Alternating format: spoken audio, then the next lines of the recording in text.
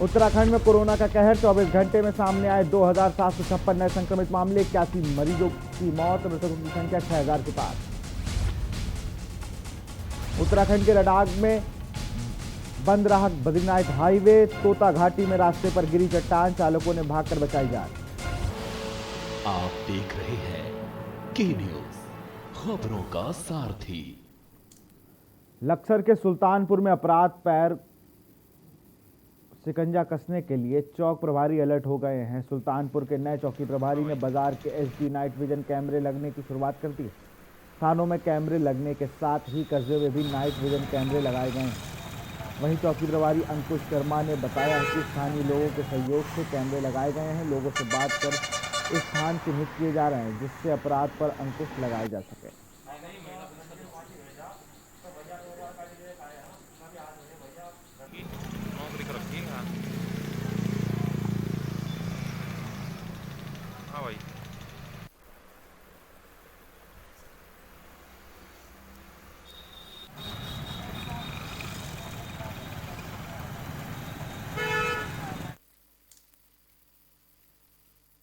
Coat तहसील के अंतर्गत प्रधानमंत्री ग्राम सड़क योजना के अंतर्गत 478 करोड़ 54 लाख की लागत से बन रही चक्रगांव उपराडी में मोटर मार्ग पर हो रही घटिया गुणवत्ता कार व डामरीकरण कार्य को लेकर ग्रामीणों में आक्रोश व्याप्त है। ग्रामीणों का आरोप है कि विभाग व ठेकेदार की मिलीभगत से घटिया गुणवत्ता का कार्य किया जा रहा है।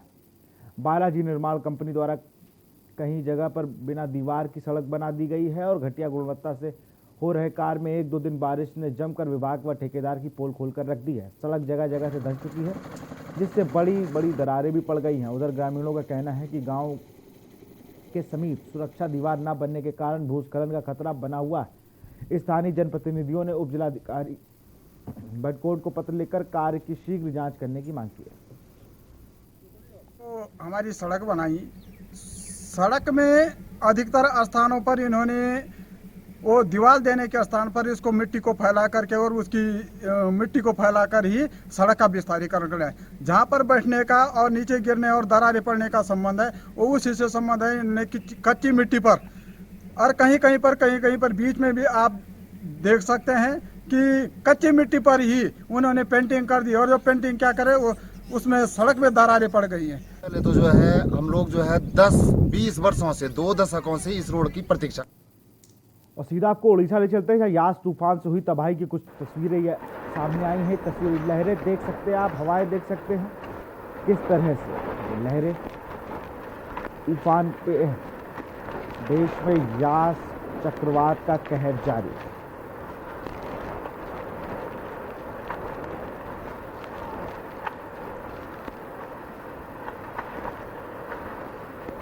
देश में यास चक्रवात का कहर, लहरें आप देख रहे हैं।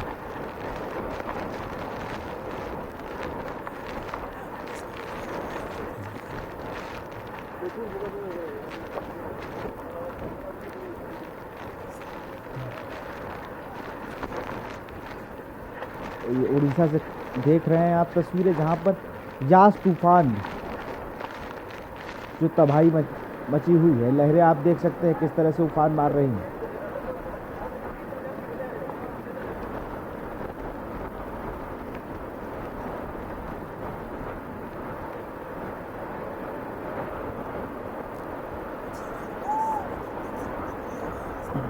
कुछ ही देर में समुद्र तट से टकराएगा यास तूफान।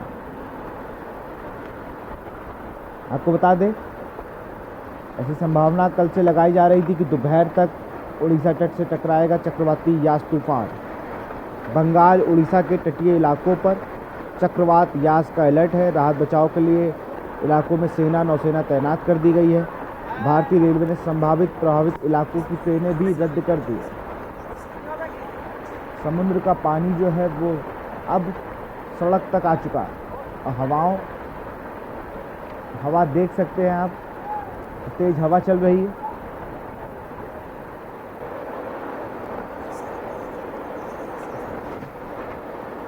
चक्रवाती तूफान यास आज दोपहर तक उड़ीसा के तट से टकराने का अनुमान है। मौसम विभाग के मुताबिक यास तूफान 130 से 140 किलोमीटर प्रति घंटे की हवा की गति के साथ धमरा और बालासोर के बीच उड़ीसा तट को पार करेगा। बंगाल की खाड़ी में बनने वाला यास तूफान उड़ीसा में एंट्री करेगा, जिसका असर उड़ीसा, पश्चिम बंगाल, झारखंड, छत्तीसगढ़, बिहार समेत 8 राज्यों में होगा। चक्रवाती तूफान यास उड़ीसा के पारादीप से 120 किलोमीटर और बालासोर से 180 किलोमीटर दूर है। पिछले 6 घंटे से 12 किलोमीटर प्रति घंटा की रफ्तार से वो आगे बढ़ रहा है। चक्रवात पारादीप से 280 किलोमीटर दूर है। ये सीवियर साइक्लोन है। आज सुबह लगभग 5 से 6 बालासोर धमरा के पास पहुंचेगा।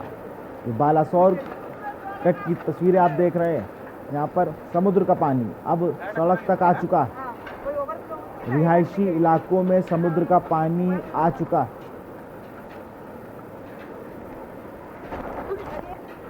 तस्वीरें आप देख रहे हैं उड़ीसा से।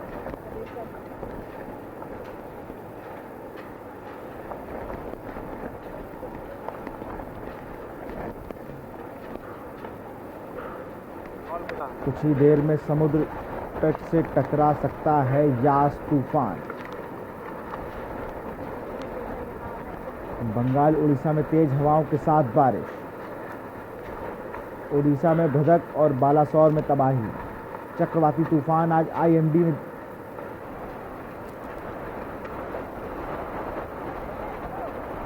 बंगाल तट से टकराएगा साइक्लोन यास। बंगाल उड़ीसा में तेज हवाओं के साथ भारी बारिश। उड़ीसा में भदक और बालासोर में तबाही। और इसी बीच खबर आपको बता रहे, भुवनेश्वर एयरपोर्ट को भी बंद किया गया है।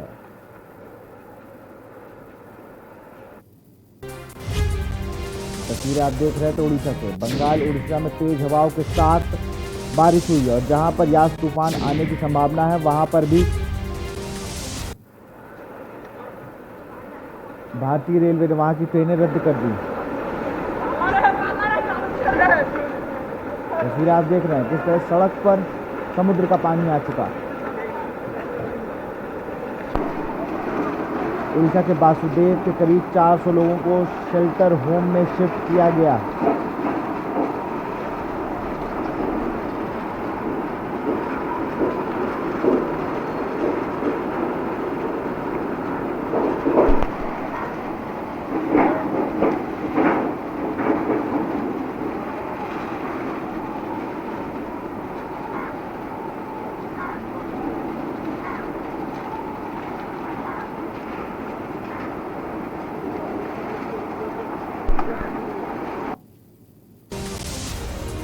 बंगाल तट से टकराएगा साइक्लोन यास।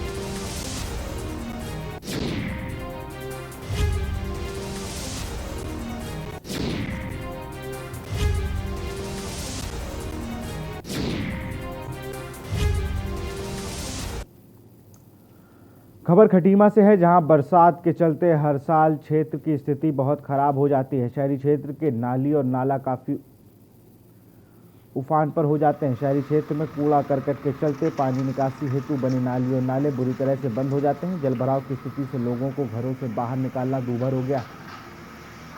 इसी के मद्देनजर आज खटीमा नगर पालिका 10 सोनी राणा तथा ईओ धर्मानंद शर्मा के नेतृत्व में JCB लगाकर साफ सफाई अभियान का कार्य तीव्र गति से कराया जा रहा है, ताकि आने वाले समय में खटीमा नगर पालिका क्षेत्र को जलभराव की स्थिति से निजात दिलाई जा सके। की बरसात आने को है और कोविड का टाइम भी है, इसलिए इसको देखते हुए ध्यान रखते हुए यहाँ की सफाई कराई जा रही है। ये कब तक हो जाएगी, इसकी पिचिंग वगैरह कब तक हो जाएगी? सफाई हमने 15 दिन का एटलीस्ट अनुबंध किया हुआ है। 15 दिन के अंदर अंदर लगभग पूरा कार्य हो जाएगा। हमने एक टेंडर निकाले थे और वो टेंडरों का अंतिम निर्णय लेकर के माननीय अध्यक्ष महोदय द्वारा के निर्देश पर कार्यादेश जारी कर दिए हैं और नालों की सफाई का कार्य प्रारंभ भी हो चुका है। JCB चल रही है, सफाई हो जाएगी और बरसात तक मैं समझ रहा हूँ कि सारे नालों की सफाई हो जाएगी। पिचिंग का भी कार्य जो है, पिचिंग का कार्य सफाई के बाद JE आंकड़न हो रहा है, क्योंकि इस समय JE अस्वस्थ चल रहे हैं कोविड के उसमें। उसके बाद ये सफाई के पश्चात ही जो है वो इसका पिचिंग और उसका। खबर काशीपुर से है, जहां उत्तर प्रदेश से नशे के सौदागर उत्तराखंड की शांत वादियों में नशे के जहर घोल रहे हैं। मैदानी क्षेत्रों से लेकर पहाड़ों तक इन सौदागरों का नेटवर्क फैला हुआ है। काशीपुर पुलिस ने नशे के कारोबार से जुड़े 2 सरगनाओं को 300 ग्राम अवैध स्मैक के साथ गिरफ्तार किया है। ये लोग लॉकडाउन की वजह से नेटवर्क से जुड़े लोग जब खरीदने नहीं पहुंच पाए तो दोनों सौदागर स्मैक लेकर खुद ही उत्तराखंड में बेचने के लिए आए। तभी मुखबिर की सूचना पर पुलिस ने दोनों को गिरफ्तार कर लिया, जिनसे पूछताछ की गई और सुराग पुलिस के हाथ लग गए। दोनों आरोपियों के मुताबिक काशीपुर में उनके नेटवर्क से ही कई लोग जुड़े हुए हैं जो अब पुलिस के निशाने पर हैं। यही नहीं, पुलिस ने नशे के कारोबार से जुड़े पूरे नेटवर्क को तोड़ने के लिए एक टीम बनाकर उत्तर प्रदेश की पुलिस के साथ मिलकर नेटवर्क को ब्रेक करने की रणनीति बना रही है, जिसके लिए बरेली पुलिस से बात की जा रही है।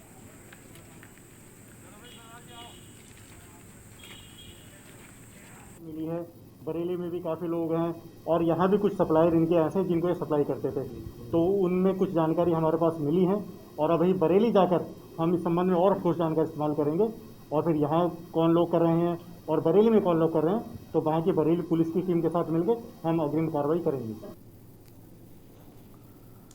कोरोना कर्फ्यू के चलते रबी की फसल में हुई खरीदारी में 15 दिन की देरी के बाद अब धान की खरीदी की शुरुआत कर दी गई है। मंगलौर खाद्य विभाग द्वारा धान की खरीदी शुरू हो गई है, जिससे क्षेत्र के किसानों को बड़ी राहत मिली है। सरकार की ओर से 1975 रुपये प्रति क्विंटल निर्धारित किया गया है। इस पर सरकार की ओर से प्रति क्विंटल 20 रुपये बोनस भी दिया जाएगा। मंगलौर खाद्य अधिकारी के मुताबिक इस बार कोरोना कर्फ्यू के चलते खरीदारी में थोड़ी देर अवश्य है, पर अब खरीदारी खोल दी गई है। और मैं यहाँ पे पहले पता कर गया था तो रजिस्ट्रेशन किया मैंने, उसके बाद फिर इन्होंने बोला कि 24 घंटे तक मतलब तुलवाने के 24 घंटे के बाद पेमेंट हो जाएगा यहाँ पर। और यहाँ की सुविधा जो देख के कर्मचारी जो भी हैं यहाँ के, वो पूरा सपोर्ट कर रहे हैं सभी किसानों को, मतलब पूरे अपने तन से मन से लगे हुए हैं यहाँ पे हो रही है।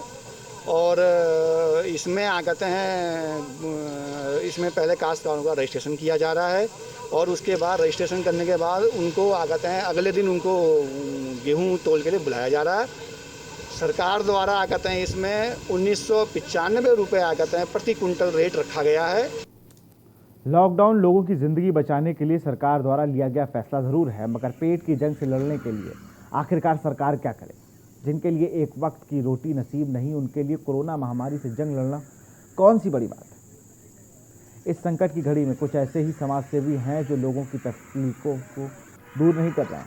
इस संकट की घड़ी में लोगों की मदद के लिए हर संभव प्रयास कर रहे हैं। काशीपुर के दीपक बाली, जिन्होंने महामारी के इस संकट में हर संभव प्रयास किए हैं और लोगों की मदद कर रहे हैं।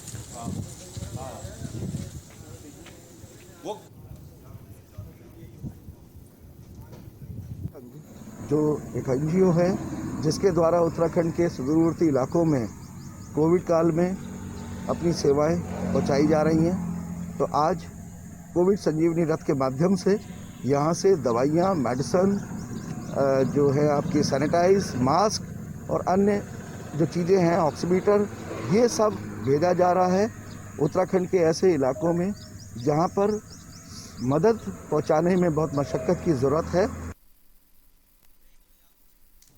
यहाँ रुकते एक छोटे से ब्रेक के लिए, जल्द हाजिर होंगे।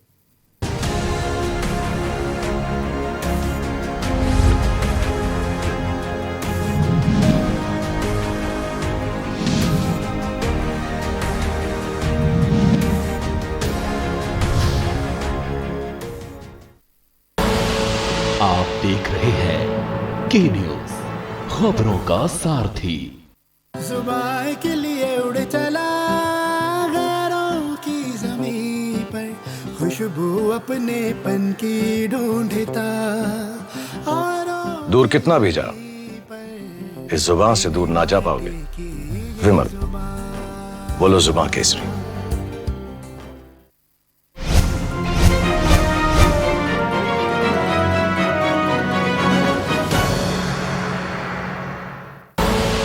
आप देख रहे हैं के न्यूज, खबरों का सारथी।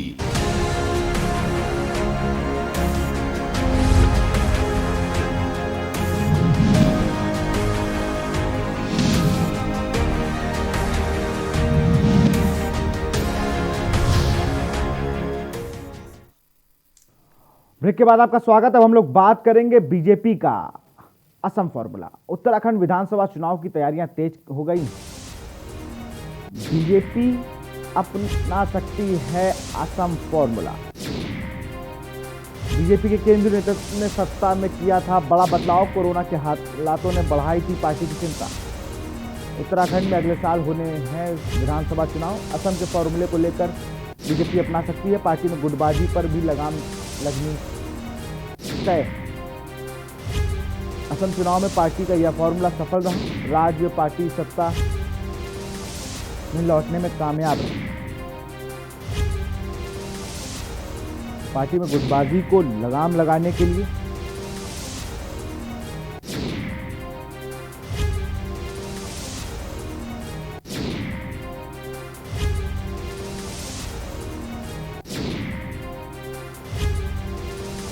बीजेपी अपना सकती है असम फॉर्मूला। आपको असम फॉर्मूला बताते हैं क्या है। बीजेपी ने असम में सर्बानंद सोनोवाल के मुख्यमंत्री रहते हुए संयुक्त नेतृत्व में विधानसभा चुनाव लड़ा था, जिससे यह संदेश गया था कि चुनाव के बाद मुख्यमंत्री कौन होगा पार्टी या नतीजे के बाद तय करेगी। असम चुनाव में पार्टी का यह फॉर्मूला सफल रहा। इसके चलते ही वो राज्य में सत्ता में वापसी करने में कामयाब रही। ये असम फॉर्मूला क्यों अपनाया जा सकता है, ये भी एक बड़ी बात है कि उत्तराखंड में अगले वर्ष फरवरी में विधानसभा चुनाव होने हैं। इस हिसाब से लगभग 8 महीने का समय शेष बचा। बीजेपी व केंद्रीय नेतृत्व ने हाल में ही नेतृत्व परिवर्तन कर अपनी चुनावी रणनीति को अमली जामा पहनाने की कोशिश की थी, लेकिन नया नेतृत्व उसकी उम्मीदों पर खरा नहीं उतर पाया।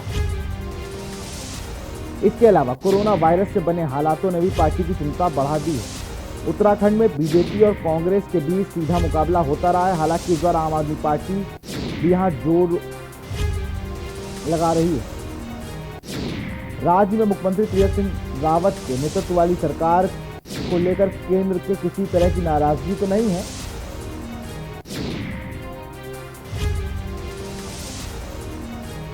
लेकिन चुनाव के समय जिस तरह रणनीति की जरूरत होती है उसमें दिक्कत आ सकती है। और इसी खबर पर ज्यादा जानकारी के साथ हमारे संवाददाता देहरादून से लाइव अशोक कुमार जुड़ गए। अशोक, आसाम में जो फॉर्मूला था वो अपना सकती है बीजेपी, और उस फॉर्मूले में कुछ गलत भी नहीं है। अगर आप सत्ता में वापसी कर जाएं तो फॉर्मूला हिट है। अगर आप रह जाते हैं तो आप ये कह सकते हैं कि हमें थोड़ी और मेहनत करने की जरूरत है, क्योंकि मुख्यमंत्री का चेहरा ही चुनाव लड़ेगा संयुक्त रूप से। उसमें कोई एक स्टार प्रचारक नहीं होगा, उसमें कोई एक मेन लीडर नहीं होगा, उसमें सब लीडर होंगे, जो आसाम में फॉर्मूला था।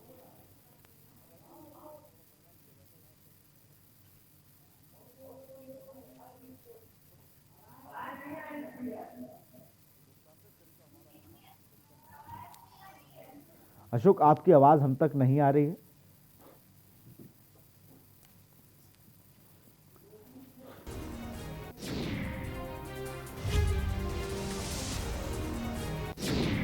नए नेतृत्व ने कुछ ज्यादा खरे नहीं उतर पाए। आपको बता दें, बीजेपी में मुख्यमंत्री पद के लगभग आधा दर्जन दावेदार हैं। किसी एक चेहरे पर दाव न लगाने के पीछे एक रणनीति यह भी मानी जा रही है कि बीजेपी में मुख्यमंत्री पद के लिए आधा दर्जन दावेदार हैं। लगभग सभी अपने क्षेत्रों में मजबूत नेता हैं, इसलिए आपसी रस्साकसी में पार्टी को नुकसान हो सकता है। यही कारण है कि बीजेपी सामूहिक नेतृत्व के साथ विधानसभा चुनाव में उतरेगी। वर्ष 2000 में अलग राज्य बनने के बाद उत्तराखंड ने 20 साल से ज्यादा राजनीतिक इतिहास पर नजर डालें तो अब तक यहां 9 मुख्यमंत्रियों ने सिर्फ नारायण दत्त तिवारी ने ही 5 साल का कार्यकाल पूरा किया और केवल बीसी खंडूरी 2 बार मुख्यमंत्री बनने का मौका मिला।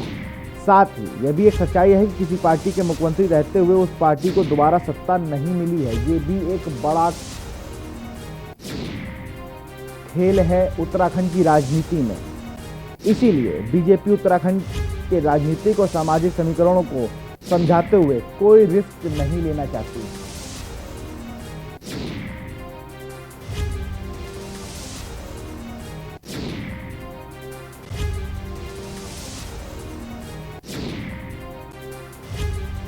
बीजेपी ने असम फॉर्मूला अपनाया था। यह तत्कालीन मुख्यमंत्री सर्बानंद सोनोवाल असम की अगर बात करें के रहते हुए भी उनको बतौर मुख्यमंत्री पेश नहीं किया गया था, बल्कि चुनाव मैदान में उतरे हेमंत बिस्वा शर्मा को परोक्ष रूप से आगे बढ़ाया गया था और बाद में उन्हें ही मुख्यमंत्री बनाया गया।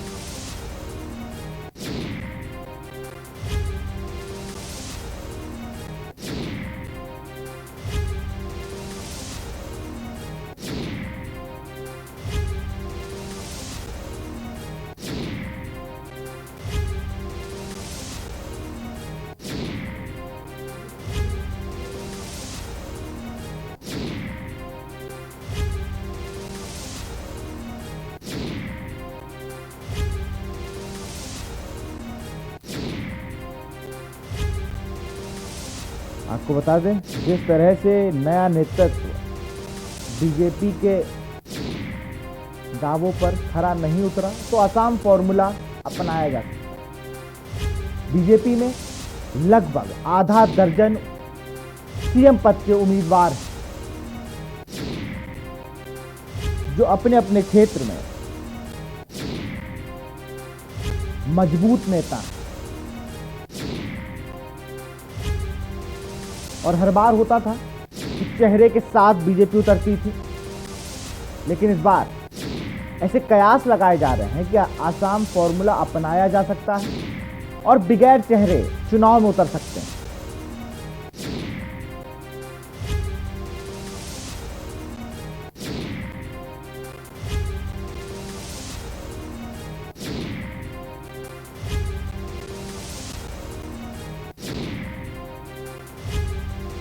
आपको बता दें, मुख्यमंत्री बनने के बाद जिस तरह तीरथ सिंह रावत विवादास्पद बयानों को पार्टी की असहज स्थिति में उत्पन्न कर दी थी, ठीक इसी तरह पिछले दिनों पूर्व मुख्यमंत्री त्रिवेंद्र सिंह रावत का बयान भी असहज करने वाला ही था। ऐसे में बीजेपी विधानसभा चुनाव में बिना किसी चेहरे के जा सकती है। उत्तराखंड का इतिहास रहा है कि सिर्फ 9 मुख्यमंत्रियों में नारायण दत्त तिवारी ने 5 साल का कार्यकाल पूरा किया है और 2 बार मुख्यमंत्री बनने का मौका सिर्फ बीसी खंडूरी को ही मिला है। अशोक हमारे साथ जुड़े हुए। अशोक, जो बयान आए थे और जिस तरह से लगातार विरोध हो रहा था, आपसी छींटाकशी चल रही थी विधायक मंत्रियों में, पूर्व सीएम और मंत्री में, उन सबको रोकने के लिए आसाम फॉर्मूला उत्तराखंड में बेस्ट बैठेगा। बिल्कुल विशाल, देखिए जिस तरह से हाल ही में असम में चुनाव हुए और जो मुख्यमंत्री का चेहरा होने के बावजूद भी मुख्यमंत्री का चेहरा घोषित नहीं किया गया और ये फॉर्मूला अपनाया गया कि संयुक्त नेतृत्व में चुनाव को लड़ा जाएगा। वही बीजेपी फॉर्मूले के साथ चुनावी रणनीति ने बीजेपी ने तैयार करी और उसी रणनीति के साथ बीजेपी आगे बढ़ी और ये फॉर्मूला उनका काम भी आया, जिसके बाद एक बार फिर भारतीय जनता पार्टी सत्ता में वापस आई और सत्ता में एक बार फिर से भारतीय जनता पार्टी ने अपना राज जमाया। और यही कारण रहा कि उस टाइम पर जब चेहरा घोषित नहीं किया गया मुख्यमंत्री का और अब मुख्यमंत्री का चेहरा घोषित कर दिया गया, तो यही चुनावी रणनीति आगे उत्तराखंड में भी सूत्रों के हवाले से ऐसी खबर आ रही है कि 2022 में विधानसभा चुनाव होने हैं और यही फॉर्मूला भारतीय जनता पार्टी भी अपना सकती है। अब से केवल 8 ही महीने रह गए हैं चुनाव के लिए, तो क्योंकि बहुत महत्वपूर्ण है, क्योंकि इससे पहले भी जिस तरह से पूर्व मुख्यमंत्री त्रिवेंद्र सिंह रावत को हटा दिया जाता है और तीरथ सिंह रावत को मुख्यमंत्री बनाकर अमली जामा एक तैयार किया जाता है, चुनावी रणनीतियां तैयार की जाती है। हालांकि कहीं ना कहीं तीरथ नेतृत्व से भी केंद्र नेतृत्व इस समय ज्यादा खुश नहीं है, तो लेकिन इसके चलते जो अब आगामी जो बातें जो सामने आ रही हैं सूत्रों के हवाले से ऐसी बातें सामने आ रही हैं कि जो फॉर्मूला असम में अपनाया गया है वही फॉर्मूला उत्तराखंड में भी अपनाया जाए, ताकि एक बार फिर से उत्तराखंड में भारतीय जनता पार्टी का सत्ता में आ सके।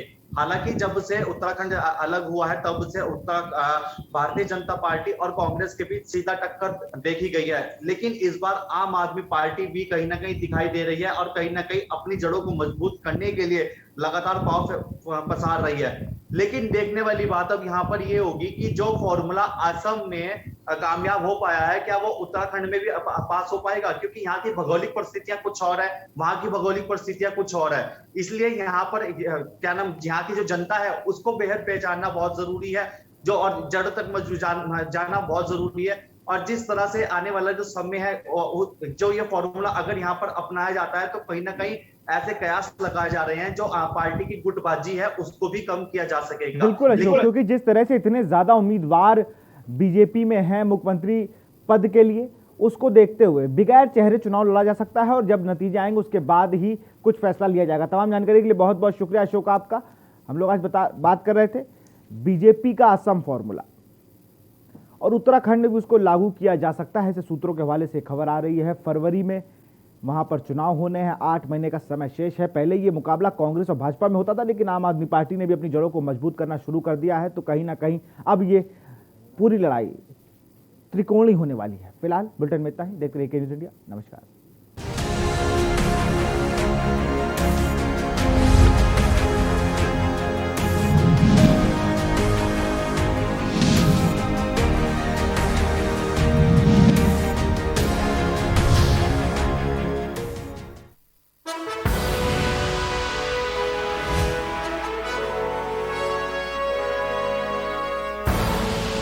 आप देख रहे हैं के न्यूज़।